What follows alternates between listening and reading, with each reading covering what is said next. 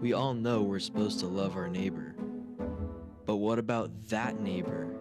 The one who tests your patience, pushes your buttons, parks in your spot?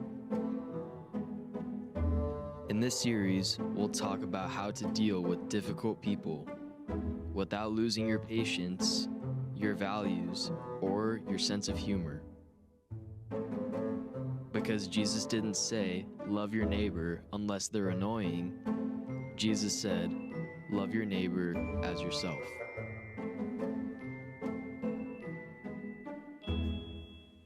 Well, welcome to the second week of our series called Love Your Neighbor, Even That One. We all have those who bring out the best in us, but there are some relationships that test our patience and try our limits. In this series, we're learning how to navigate the gauntlet of difficult, demanding, and troublesome people in our lives and still find joy and peace in spite of them. We're walking through 5 real-world struggles involving other people and how Jesus teaches us to respond with wisdom, grace, and love. Last week, we talked about one kind of struggle, when voices try to tell you who you should be, what you should believe and think, and how you should live. We said that if you're not careful, you can start believing those voices and forget who you really are. But other people don't get to define you. They can't determine your value, your worth. They can't control your destiny. Only God can do that. And God has already put greatness in you, so you don't need more approval, more applause from other people. You're already more than enough just the way you are. And when you stop living for what other people think, you'll start living for God's purposes and be much happier. Now today I want to talk with you about a second challenging situation. I want to talk with you about when people pull you down.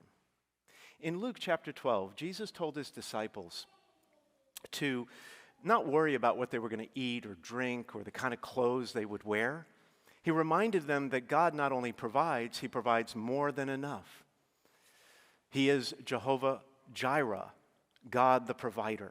And since God gives us everything we need and more, those things don't really belong to us. They belong to God. We're not the owners, we're the stewards. A steward is someone who is trusted to take care of someone else's property. Now, in the gospel, Jesus told a story about a rich man who left home to go to a wedding. And back then, weddings could take a long time, up to a week or more, depending on the travel. So his servants had no idea when he would actually come back. His return would be a surprise to them, so they had to remain faithful, focused, and ready to welcome him home at any time, at a moment's notice. The rich man trusted his servants to work hard and do what was right while he was away. He gave them lots of responsibilities and expected them to come through. This is what Jesus expects of us. He has left us in charge as his servants, his stewards, to take care of things while he's gone. We don't know when, but one day Jesus will come back. Scripture says he'll return like a thief in the night. That means it'll be a surprise, which is why Jesus says in the gospel, be like servants who await their master's return from a wedding, ready to open immediately when he comes and knocks. Blessed are those servants whom the master finds vigilant upon his arrival. They will be richly rewarded. But the ones who were not vigilant, not prepared, who were slacking off, relaxing, kicking up their feet, the ones who thought the boss would be much longer in coming home, they will be punished. Here's the principle. You're not here by accident. You are not on this planet just to take up space. You are here on assignment. You have a purpose to achieve, a destiny to fulfill, good work to do for God. And it's easy to let other people waste your time and distract you from your calling. Some people will just drain you. Right? You probably have people in your lives like this. They just drain you. They take everything, your time, your energy, your peace, and still leave you feeling like you haven't done enough for them. Other people will pull you down in other ways. They'll tempt you to compromise your values, get you off track with their agendas, things they want to do. I had a friend like that in high school. He was rowdy rowdy, and he had these harebrained ideas and wild schemes to have fun. He was very creative in that way. One time, for example, we went to a store. He was driving, and we went to a store and picked up some whistles, orange vests, and white gloves. We drove to a nearby intersection, a busy one, where people were coming off the freeway. We got out of the car, put on the gloves and the vests, and put the whistles in our mouths, and guess what? Started directing traffic. And people actually obeyed us. A couple of teenagers, 16-year-olds, directing traffic. They obeyed us. And it's kind of funny to think about, but at the time, it did seem like it was harmless fun. But looking back on it, I realized it was not good. It was dangerous. We could have caused an accident, even hurt someone. It was wrong, and after that, I felt terrible. And that was a turning point for me. I realized that if I kept following my friend's lead, I was quickly going to go down the wrong path. And I was right, because a couple of years later, he got arrested, forget this, driving his car down a flight of stairs in front of the girls' dormitory on the college campus that he attended. What happened? He never grew out of the mischief. I have learned how important it is to make sure the wrong people are not speaking into your life. And that's true not as teenagers only, but at any age. Not everyone who's fun is faithful. Not everyone who makes you laugh is going to help you grow. It's easy to get off track when people tempt you to compromise. Oh, join in the gossip, no big deal. Go to places you know you shouldn't go. Listen to things, watch things you know you shouldn't. Cut corners at work. Ignore your values like you know you shouldn't. Just like that servant in the gospel who was slacking off, relaxing, partying too much, mistreating the others, Jesus is saying to us, watch out. You don't need the wrong people getting you off course.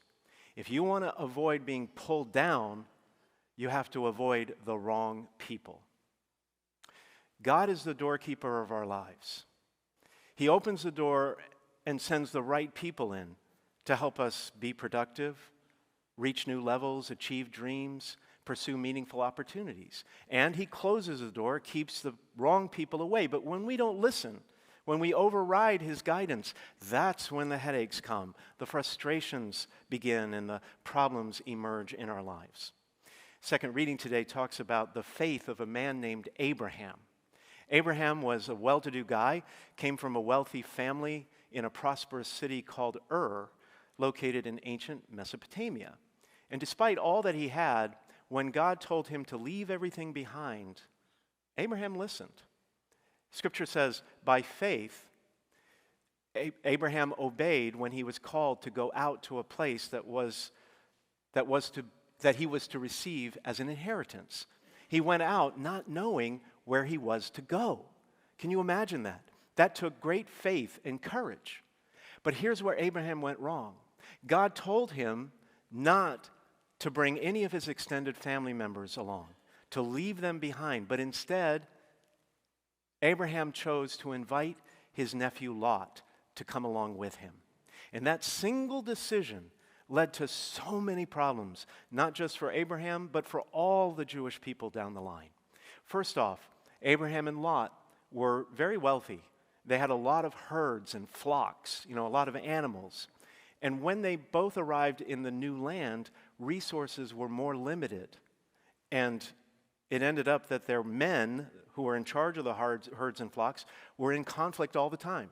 They were fighting and arguing about who had the right to which territory. It got so bad that eventually Abraham and Lot were forced to split. And that forced Abraham to give up a part of the promised land to Lot. That wasn't part of the plan. And not only that, but when the two men went their separate ways, Lot settled in an area that was unstable. There was a lot of fighting. And he eventually became entangled in a war that he had nothing to do with, but he was taken captive. And so Abraham had to raise an army and rescue his nephew at great expense and great risk to his own life. And if that weren't enough, that whole series of events created serious complications for all the Israelites down the line, with an enemy who would come back to haunt them generations later. Now, I know that Abraham meant well. I mean, Lot had just lost his father. Abraham wanted to take his nephew under his wing, offer him a new place, a fresh place to start, show him some kindness. But it only led to disagreements, violence, and a whole lot of trouble for Abraham. This is what can happen when we let the wrong people stay in our lives. It can easily pull us down. I heard about this young man who played basketball in high school. In 1996, his dream came true. He was drafted into the NBA by the Charlotte Hornets. But before he could play a single game, they traded him to another team. Said they had changed their minds, that he was of no use to them after all. You can imagine how that might have affected a young man like that, straight out of high school. The experts telling him that he wasn't good enough, didn't have what it takes, didn't have the talent. He could have let those opinions pull him down, keep him from a bright future, the opportunity to make a positive impact on the world through sports. But instead, he stayed faithful. He kept doing the right thing. He kept working hard and being his best. He let the rejection fuel him. It made him stronger, better, more committed. That young man went on to win 5 world championships. He made the All-Star team 18 times in a row, was awarded Most Valuable Player 4 times, and became the league's scoring champion not once but twice in his career. 18 years later, on the last night before his final game with the NBA before he retired, Kobe Bryant posted a picture of himself on social media with a caption that read, June 26, 1996, they told me they had no use for me. I hate sports, and that still moves my heart when I hear that. Don't let other people keep you from your greatness, your purpose. I do not care how old you are or what stage of life you are in. God has a plan for your life right now. He has a purpose for you to fulfill. And when you face opposition, when other people pull you down, intentionally or unintentionally, and they say you can't do it, and they distract you from your purpose, when they get you off track, that's when you know you have to let them go. Even friends can sometimes hold you back without meaning to. You know, they can just get you all wrapped up in their problems and conflicts and their own agendas and things like that. They don't mean to, they're good people, but that's sometimes what happens. And without meaning to, they can also shake your confidence, giving you good advice. Oh, you're never going to be able to do that. They'll shake your confidence and make you question yourself, your dreams, and the future that God has ordained for you. There have been several times in my life, and I'm sure in yours, where I've had to walk away, quietly walk away from people when God told me they are not right for me. A line was crossed, and they're not right for me, and they're not good for the purpose that God gave me. First reading today, the Israelites followed God's instructions on that first night of the first Passover back in Egypt long, long ago. They didn't know what they were doing or why they were doing it, slaughtering a lamb and applying the blood to the doorposts of their homes. But they did what God asked. They were faithful. And because of their obedience, He led them out of slavery into freedom the very next day. But when they got out into the desert, it was a different story. They started quarreling with Moses, complaining about God, complaining to God, being unfaithful, ungrateful. And one time Moses went up the mountain to pray. He was gone a long time. The people started feeling antsy, restless, worried if he's ever going to come back. They took matters into their own hands, and they did the only thing they knew how to do. They went back to what their friends in Egypt taught them. They built a golden calf and started worshiping it instead of the one true God. And when Moses came down the mountain and saw it, he got so frustrated, so upset, he smashed the stone tablets containing the 10 Commandments. Why did this happen? Because the Israelites at that moment let the wrong voices speak into their lives. See, they had left Egypt, but in reality, Egypt had not left them. This is what can happen when you allow bad influences to stay in your life. It can easily pull you down. I know it's not easy to walk away from people, and I'm not saying you should always do that. There are times when you have to stand strong and be with people even when they're difficult. But sometimes you do have to walk away, and I know it's not easy. You don't want to disappoint people, let them down, create a conflict, but look at what Scripture says. Whoever walks with the wise becomes wise, but the companion of fools will suffer harm. Hear me clearly, please. It is not selfish to establish and set healthy boundaries. It is not selfish to follow God's agenda for your life instead of someone else's. Abraham eventually had to leave Lot behind. The Apostle Paul cut ties with people in his own community who were creating conflict and division. Even Jesus walked away from those who threatened to undermine his mission. Your assignment on this earth is too important to let other people pull you down. The gospel today says, much will be required of the person entrusted with much, and still more will be demanded of the person entrusted with more. You have been entrusted with a great gift. Your future is ordained by God, but it's up to you whether you will stay the course or let other people set you back. When you stay vigilant, like Jesus was saying in the gospel, remain focused, set healthy boundaries, let God be the doorkeeper of your life, bringing the right people in and keeping the wrong people out. When you stand strong and protect your mission and distance yourself from people who are bad influences in your life, then you will be ready to step into the future God has been preparing for you. A bright future with great things, and great opportunities and blessings and victory and healing and abundance, and most of all, a great, great calling on your life.